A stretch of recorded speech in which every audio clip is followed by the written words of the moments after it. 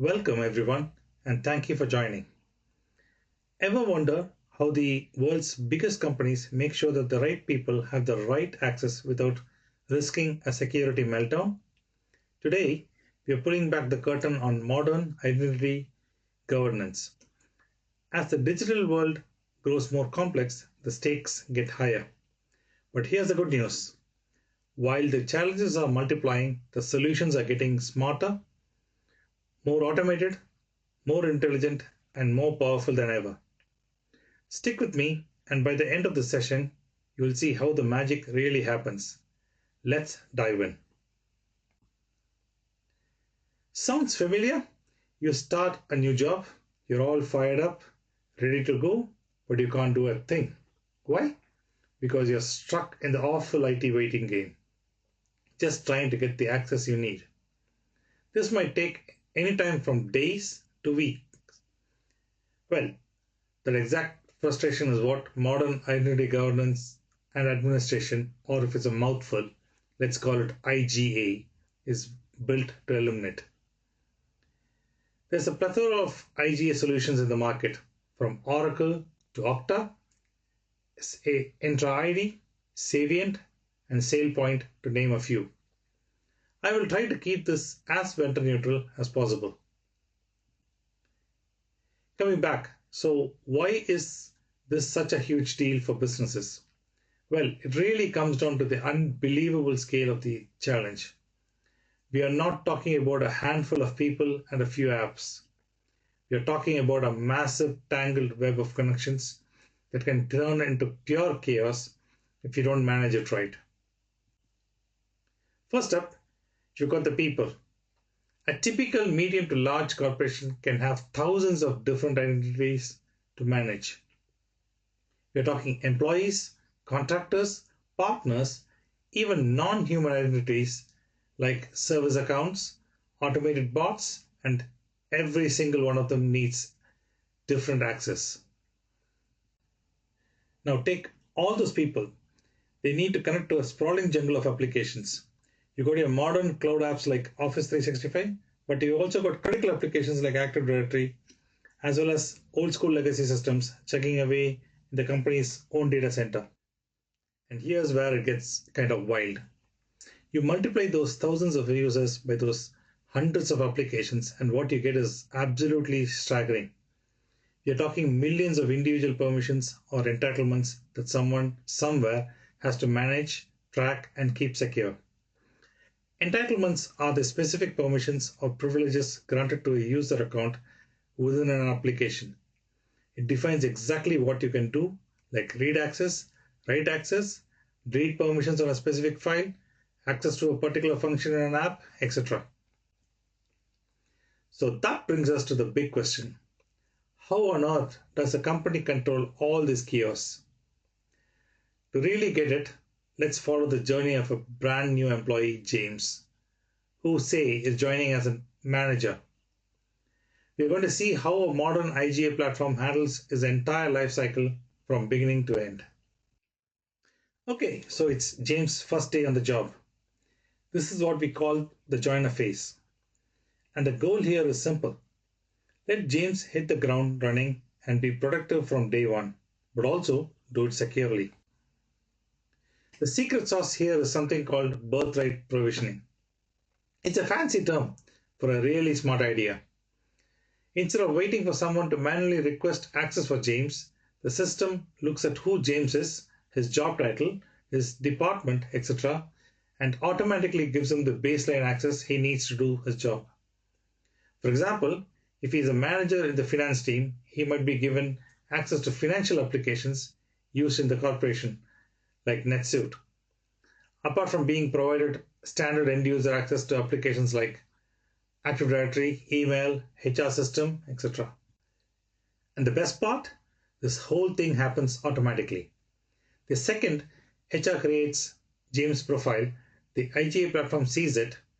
It pulls the necessary core details about him, like first name, last name, job title, department name, manager, etc., and creates a user profile for him within the IGA platform. A rule kicks in to assign him standard manager access, and boom, his accounts are created. What's the end outcome? No waiting, no frustrating ID tickets. James is logged in and ready to work before he's even finished his first cup of coffee. Say, James is now allocated to a new project which requires him to access to additional systems. He can now access the IGA's end user portal, find the required entitlements, and request access to them. In most cases, the set of entitlements he would require would already be prepackaged as a role in IGA. In that case, he submits a request for him to be added to that role. Here's how the access request process typically unfolds in a modern IGA system. It starts when James identifies his need for a specific application or resource to perform his job. He navigates to the company's self-service user portal, a centralized intuitive dashboard, and formally submits his actions request. This action triggers an automated approval workflow. Instantly, a notification is routed to his direct manager. The manager receives this request, often directly within an email or a dedicated approval inbox, with clear context of the decision. If the request aligns with James' role and responsibilities, the manager can click on Approve directly from the notification, often without needing to log into another system.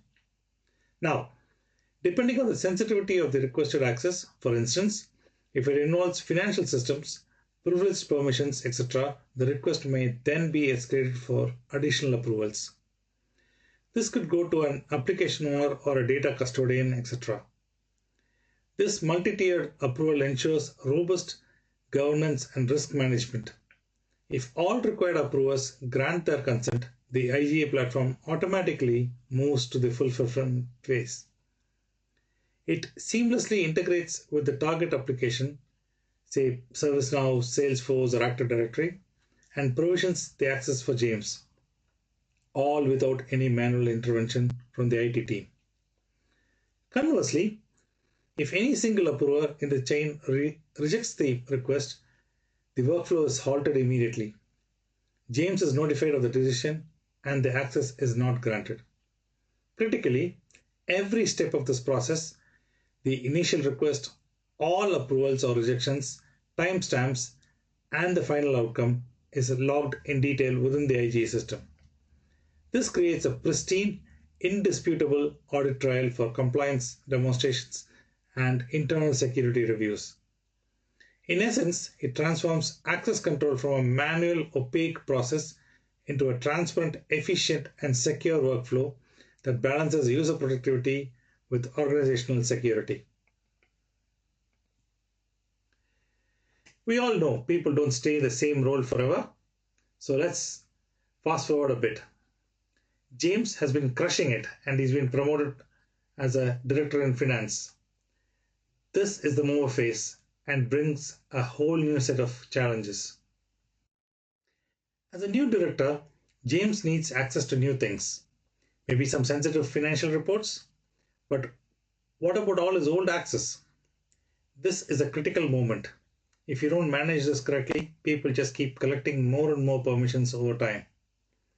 This leads to what is called access creep, which creates a huge security risk. This is where something called an access certification campaign comes in.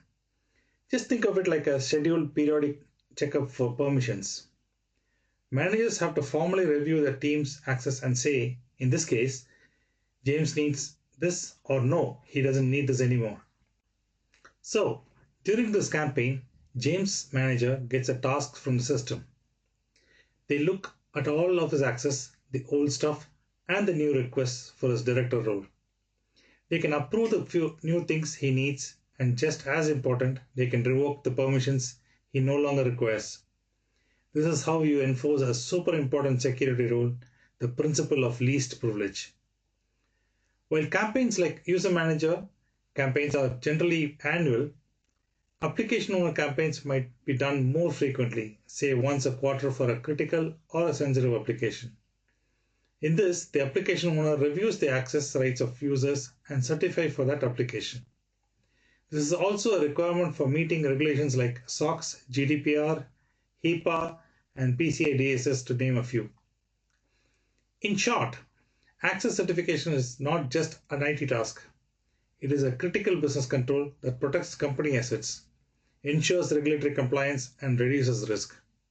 It's the ongoing maintenance required to keep your digital doors securely locked. Before the advent of IGA, this used to be done manually, checking spreadsheets, which was, as you would imagine, was time consuming, error prone, and expensive for IT and businesses. This is a core function of any IGA platform, which automates the process of sending out these reviews, correcting responses, and fixing any problem found. Now, James's new role is great, but it also creates a new, more subtle kind of risk. This goes beyond just having too much access. Now we are talking about having the wrong combination of access, which can be even more dangerous. This is managed by a principle called segregation of duties, or SOD. The idea is simple. You want to prevent any single person from controlling a critical process from start to finish. A classic example, the person who can create a new vendor in the payment system should absolutely not be the same person who can approve the payments to them. You see the problem there, right? That's a classic recipe for fraud. IGA platforms enforce this in two main ways. First, you have preventive controls. Think of it like a guard at the gate. It stops the user from even getting a risky combination of access in the first place. Then you have detective controls. These are more like security cameras, constantly scanning to find people who already have toxic combinations. It alerts when it finds one so that it can be fixed. Again, let's go back to James. As his manager is requesting that new financial access, the IGA system's SOD engine immediately throws up a red flag. It sees a potential conflict, but instead of just blocking it, the system does something smart. It automatically routes the request to someone else, maybe in the compliance department team, for an external layer of approval. It's not a hard no, it's more like let's get a second pair of eyes on this to make sure that the risk is managed. If that is approved, James gets provided that role and there is clear traceability as to who approved it, why and when for the auditors to see. As you know, all good things must come to an end. James decides to take a fantastic new opportunity at another company. This final stage, the leave phase, is, and I'm not exaggerating, probably the most critical part of the entire identity life cycle from security standpoint. You have to get this right. And just like his first day, his last day is fully automated. The moment HR officially enters a termination date into the system of record, the IGA platform is instantly notified. On his last day, this triggers an automated workflow within the IGA system. James's core accounts are disabled immediately, ensuring prompt protection of company assets. Following this, the system initiates a thorough and meticulous cleanup process. It systematically reviews and revokes his access across every connected application, shared directory, and collaborative platform. This ensures that all access rights are comprehensively managed, leaving no room for oversight and maintaining strict security and compliance standards. It is seamless, silent, and secure digital firewall. And this is so important. This isn't just about good IT housekeeping. A terrifying number of data breaches are caused by ex-employees who still have access to systems long after they have gone. Automating deprovisions on their last day is one of the most powerful security control a company can have. This is also critical from a business perspective since this can prevent stale licenses costing the company. So, we have followed James through his entire journey from a joiner to a mover to a leaver. And what you've seen is a modern IGA platform doing way more than just hand out access. It provides a powerful framework for real, intelligent governance. Many modern IGA vendors are expanding their vision beyond traditional identity governance. They're now offering what's known as a converged platform. Think of it as a unified command center. This approach seamlessly integrates the core identity governance we have discussed with critical capabilities like privilege access management or PAM, which essentially controls the admin accounts and the super user accounts used by the IT administrators. Now, it's still very common and often effective for organizations to choose best of breed solutions for each specific needs, expertly weaving them together. This multi-vendor strategy offers deep specialization. However, the compelling advantage of a converged platform is the holistic feasibility it provides. Instead of juggling multiple consoles, you gain a single unified view. This gives you a complete 360-degree picture of every user's access, from their standard entitlements to their most powerful privileges, all in one place. It's about simplifying complexity and gaining a cleaner, more comprehensive understanding of your entire identity landscape. So, when you boil it all down, what's the real value? Well, it's a huge win all around. You get massively increased security, you get much better compliance with the perfect audit trail. You get a huge boost in efficiency by automating all those manual tasks. And of course, you make people like James way more productive from the moment they walk in the door. And that leaves us with one final crucial question for you to think about. In today's world where people's roles and technologies are changing all the time, do you really know who has access to your most critical data? Because having a clear, automated answer to that question isn't a nice to have anymore, it's an absolute necessity. Thanks again for your time. I'd love to stay in touch and keep the conversation going. Feel free to connect with me on LinkedIn or shoot me an email, whichever you prefer. Always happy to explore together how better identity security can support your goals. Speak to you soon.